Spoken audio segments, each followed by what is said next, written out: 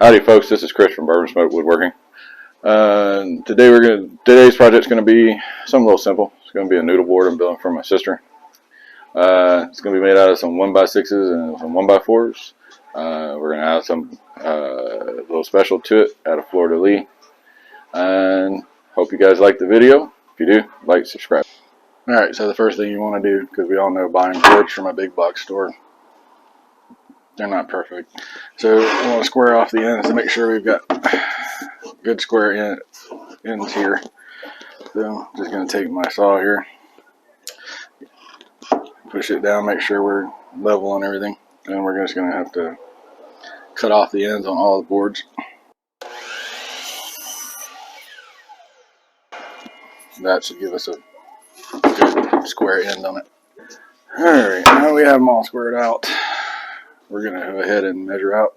It's going to be 29.5 long by 22. Once we cut these 1x6s out, that should give us the 22.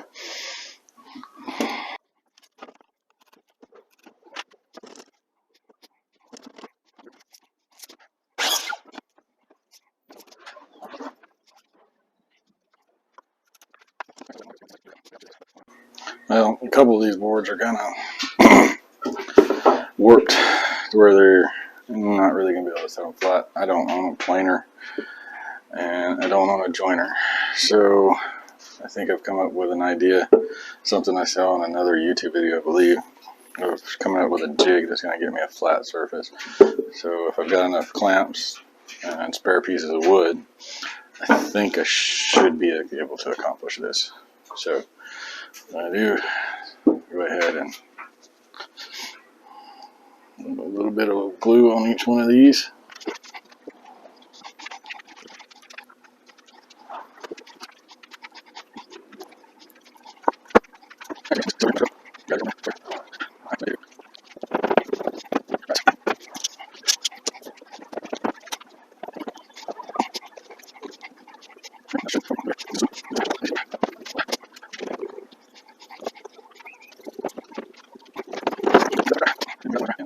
Yep, I'll give that 4 or 5 hours to dry, and then we'll come back and do the rest of it. So it looks like my jig worked the way I wanted it to when I glued it up, but it's not quite as flat as I want it. This is going to be my bottom. So I'm going to try to sand some of this irregularities off, get it as flat as I can. I'm not really worried about it being a little bowed here and there.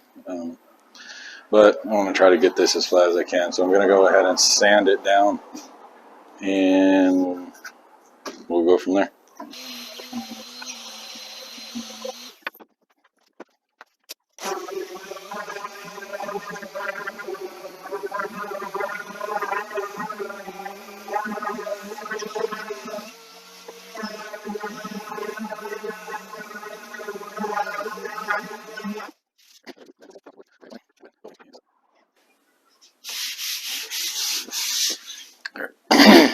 I think I got it pretty smooth. I'm going to go ahead and fill some of these holes, knots and stuff with the wood filler before I give it its final sanding. And we'll go ahead and drill the holes for the handles and get this all set up.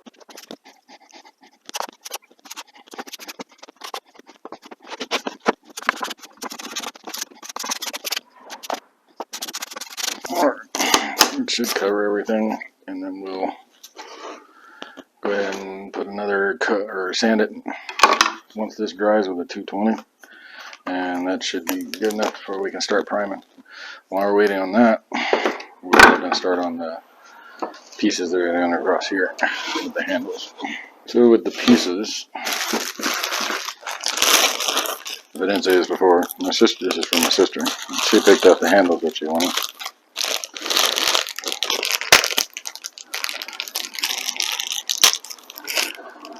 And she wanted something with kind of a Louisiana. So we got these. They got those little fleur-de-lis on them. They're cabinet hardware. So what I think I'm going to do is I'm going to get my center points. I'm going to go ahead and mount these on here, countersink the screws on the back a little bit so they don't interfere when they're attached to the board. You won't ever be able to change the handles, but I don't think she's ever going to want to anyway. And then we'll glue this down on the boards once we get everything put together. So,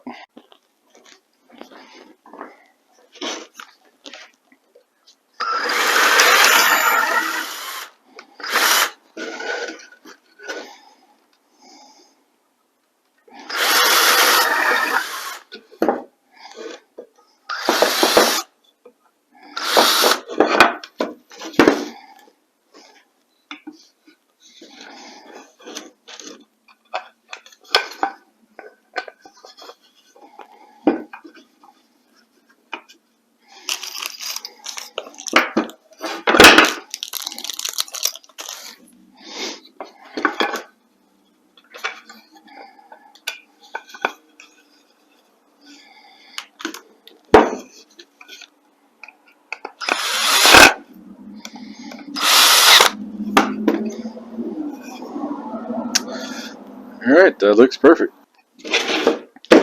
Because these pieces are going to be countersunk, I want to go ahead and take my 220. I'm going to sand it down real good with a 220. Take a little bit bigger drill bit, countersink the holes in the back. Now, I'm going to prime it, and we'll probably paint it and everything before we put the handles on. And we'll prime that, paint that before we attach this to that. Like I said, these handles were pretty expensive, so I'm pretty sure she's not ever going to want to change them.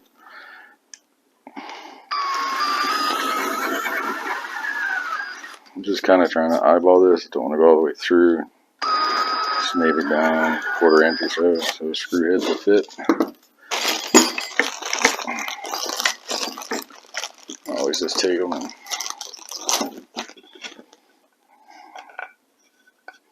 that's exactly what I want right there. So it's just under the surface of the wood. So that way when I glue it and tack it down to the other piece, it doesn't interfere with anything.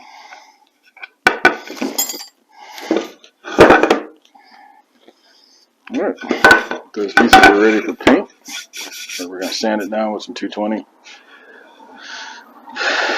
These edges here, I want to try to knock these or just round them off just a little bit. I'm not going to hit them with a router or anything. I'm just going to knock the edges off so that way they don't splinter. Alright, so I'll change out to some 220 here. And we'll knock that out.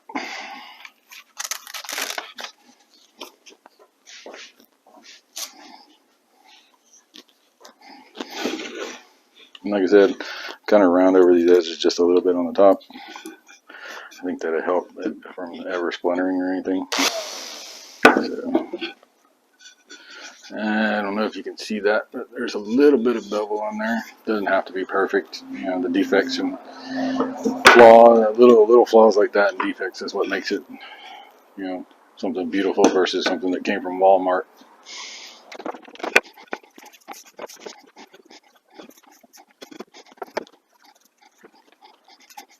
Give a little bit of time for those to dry. When we come back, we'll sand that down with the 220. Go ahead and paint this and put our handles on. Prime that, paint that. Now that the wood putties are dry, we're going to go ahead and sand it with 220. Smooth all that out. We'll go ahead and throw a coat of primer on top of this, both sides. Once we get the primer on it, we'll go ahead and paint everything.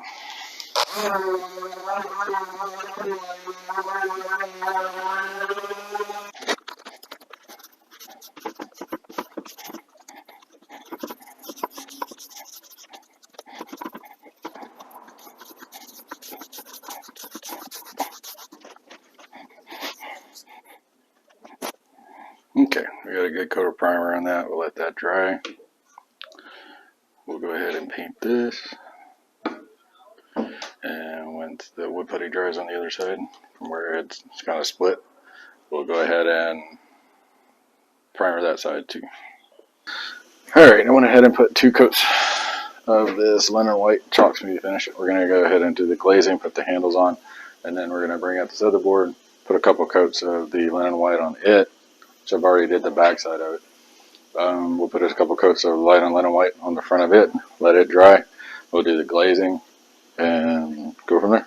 So we're going to go ahead and use this espresso wood stain to do the glazing.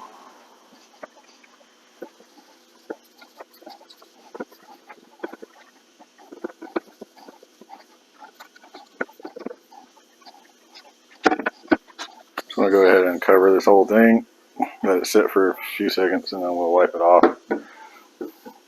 Should kind of give it this aged gray look to it.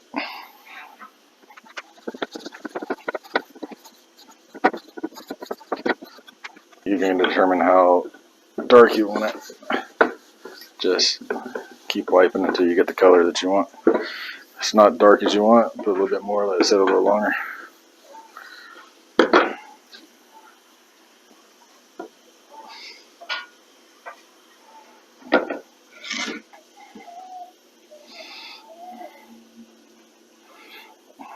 Take these, set these to the side.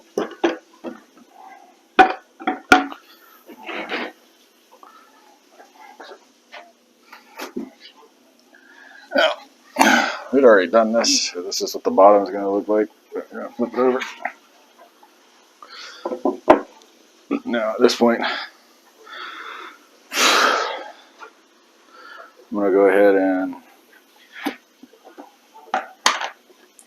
put maybe 1 or 2 coats of this chalk on here. This linen white, and we'll let it dry.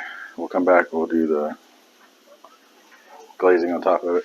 The only thing don't really want to go in here, so I'm just going to mark me a little line showing where these are probably going to go. So don't have to bring past that line.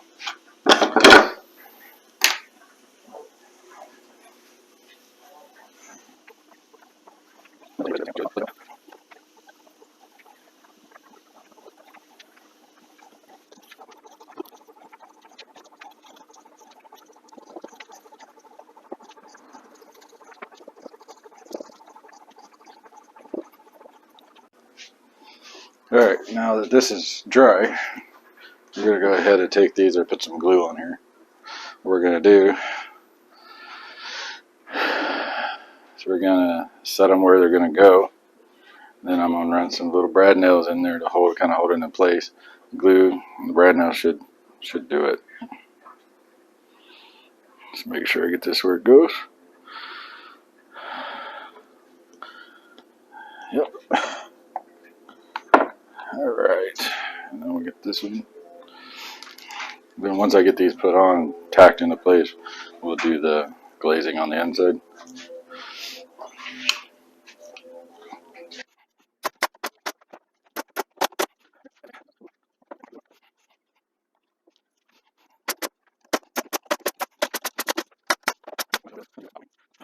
Alright, let's go ahead and do the final glaze.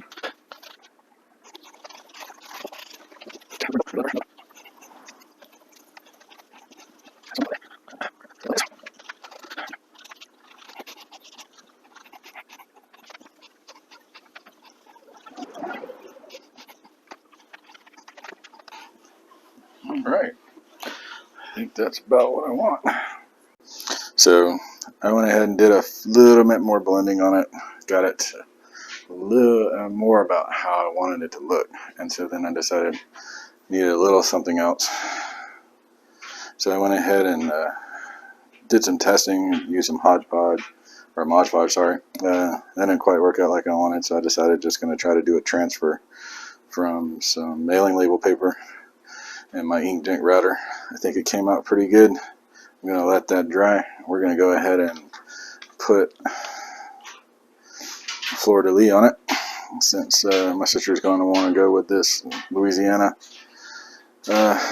motif with it, since we spent most of our lives in Louisiana. So we're going to go ahead and print that out, do the transfer, and we'll show you that. Then once all that dries, we'll throw some polyurethane over the top of it to protect it, and I think this project will be done. So what I'm going to do here is some little pieces of tape. And basically just so it holds it in place. I tried, like I said, I tried some Mod Podge and some other things, but I never could get it to come out exactly how I wanted. Like I said, I want it to be rustic looking. I want it to look faded a little bit. And this came out the best out of everything I tried. So, once I got that, I'll flip it upside down and get my placement. About right there, I believe. Right. Use this to get a little pressure on it.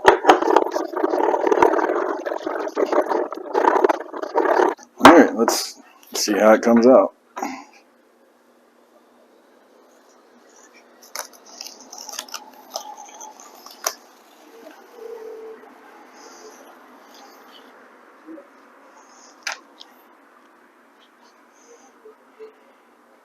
And it came out exactly like I wanted it.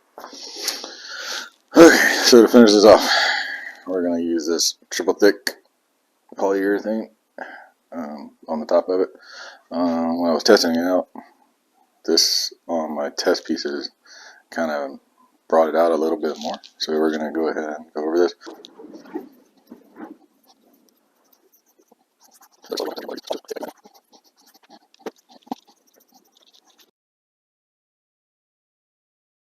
Well, if I do say so myself, I think this thing come out looking better than a bowl of gumbo.